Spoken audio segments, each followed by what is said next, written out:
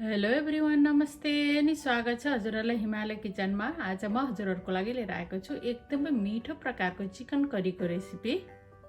ल अब यसको लागि मैले यहाँ प्यान तताउन बसाएकी छु। यसमा मैले राखेँ 1 सानो चम्चा जिरा, 1 सानो चम्चा धनिया, 1/4 चम्चा सुप। मैले सुप अलिकति थोरै लिएको छु, हजुरहरूले अलिकति धेरै लिन पनि सक्नुहुन्छ। एउटा तेजपत्ता र एउटा रातो सुकेको खुर्सानी। अब यसलाई एकछिन यसरी म भुट्छु।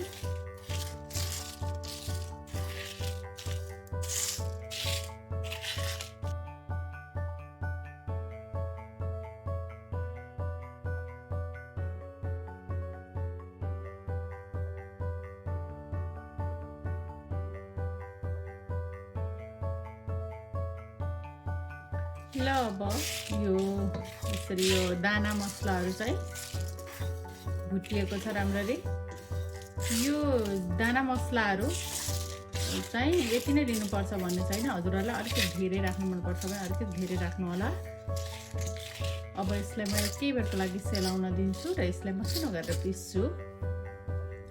ल अब करी बनाउनको लागि मैले यहाँ प्यानमा 1 ठुलो चम्चा तेललाई तताउन राखेको छु। यसमा मैले फुराएँ 1/4 चम्चा मेथी यतिको भएपछि मैले फुराएँ 1/4 चम्चा जिरा र मैले राखेँ एउटा ठुलो साइजको प्याज।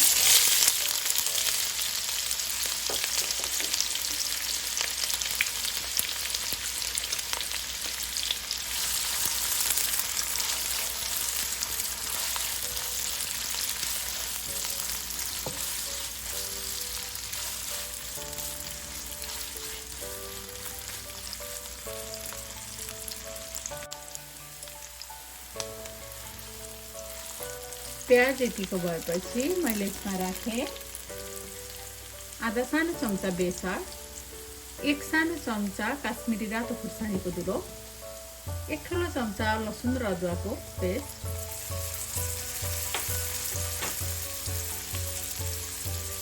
अब यसलाई मिक्स गरिदिउँ।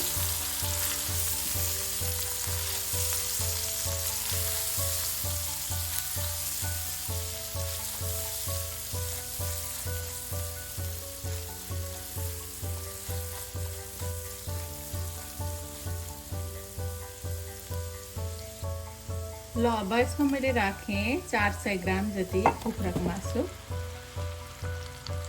नुन राखेँ आफ्नो स्वाद अनुसार, मिक्स गरिदिउँ।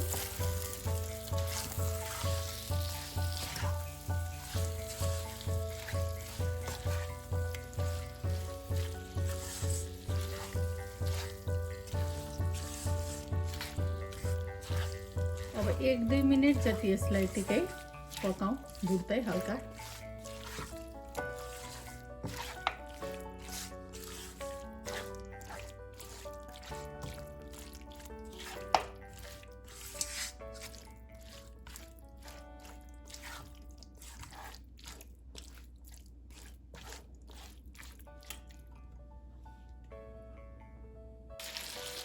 ल अब मैले राखेँ एउटा मिडियम साइजको टमाटर, थोरै नुन राखेँ टमाटर राखेपछि मैले। अब यसलाई यसरी मिक्स गरिदिएँ।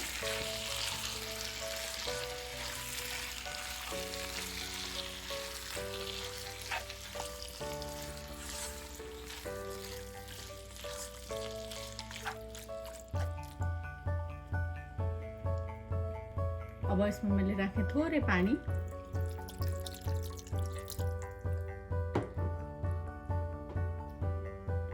अब पहिला यसलाई छोपेर पकाउने, एकछिन टमाटर गलुन्जेल।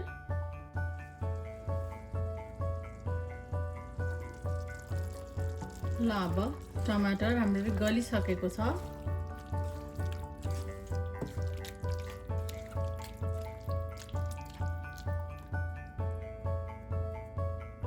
र यति बेला मैले राखेँ यसमा मैले अघि भुटेर पिसेको मसला, मिक्स गरिदिउँ फेरि।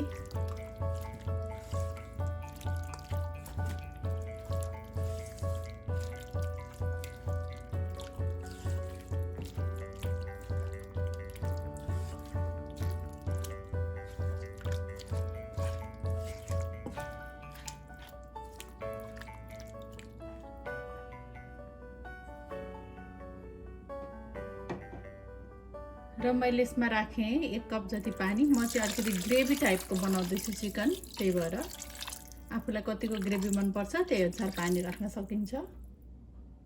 थोरै नुन पनि थप्दैछु म आफ्नो स्वाद अनुसार। अब यसलाई मिक्स गरिदिउँ।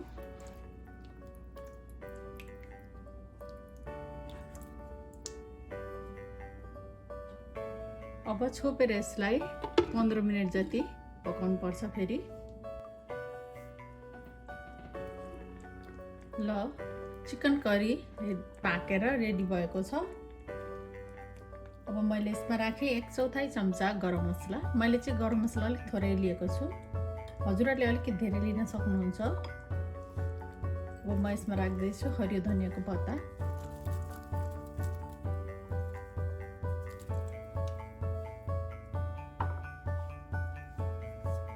अब यसलाई मिक्स गरिदिउँ।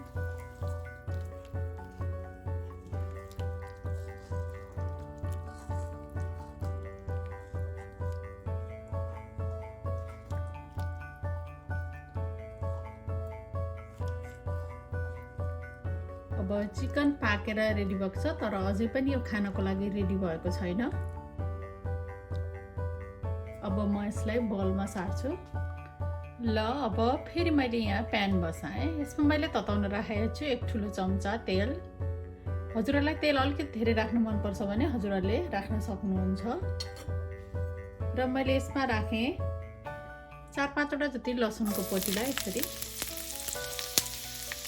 1 इन्च जति अदुवाको टुक्रालाई यसरी राखेँ काटेर।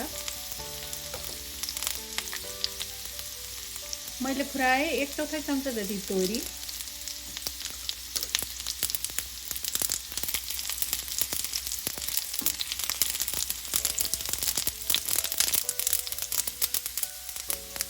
र मैले राखेँ करी पत्ता र एउटा रातो सुकेको खुर्सानी र एउटा हरियो खुर्सानीलाई पनि राखेँ।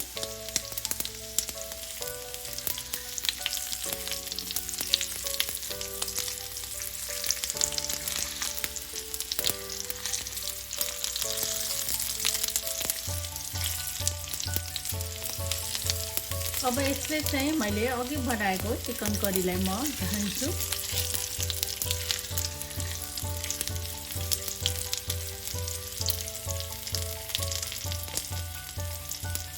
मैले अब स्टोभ अफ गर्दैछु।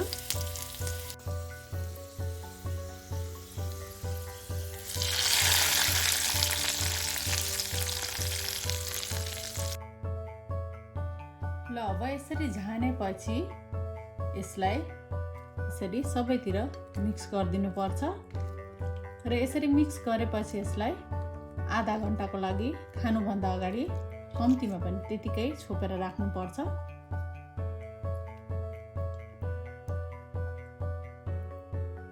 यसरी झानेर चिकन करी बनाउँदा चाहिँ एकदमै मिठो बेग्लै किसिमको टेस्ट आउँछ। हजुरहरू पनि यसरी बनाएर चिकन करी खानलाई अवश्य पनि ट्राई गर्नु होला। एकदमै मिठो हुन्छ यसरी चिकन करी बनाउँदा। हस् त यो एकदमै मिठो चिकन करीको रेसिपी हजुरहरूलाई राम्रो लाग्यो भने हाम्रो भिडियोलाई लाइक, कमेन्ट, सेयर गरिदिनु होला। यस्तै रेसिपीहरूको लागि हाम्रो च्यानललाई सब्स्क्राइब पनि गरिदिनु होला। सब्स्क्राइब गरिसकेपछि नजिकै रहेको नोटिफिकेसन बेललाई पनि अवश्य पनि क्लिक गरिदिनु होला। फेरि पनि यस्तै मिठो परिकारको रेसिपी लिएर आउने नै छु। हाम्रो भिडियो हेरिदिनु भएकोमा हजुरहरूलाई धेरै धेरै धन्यवाद।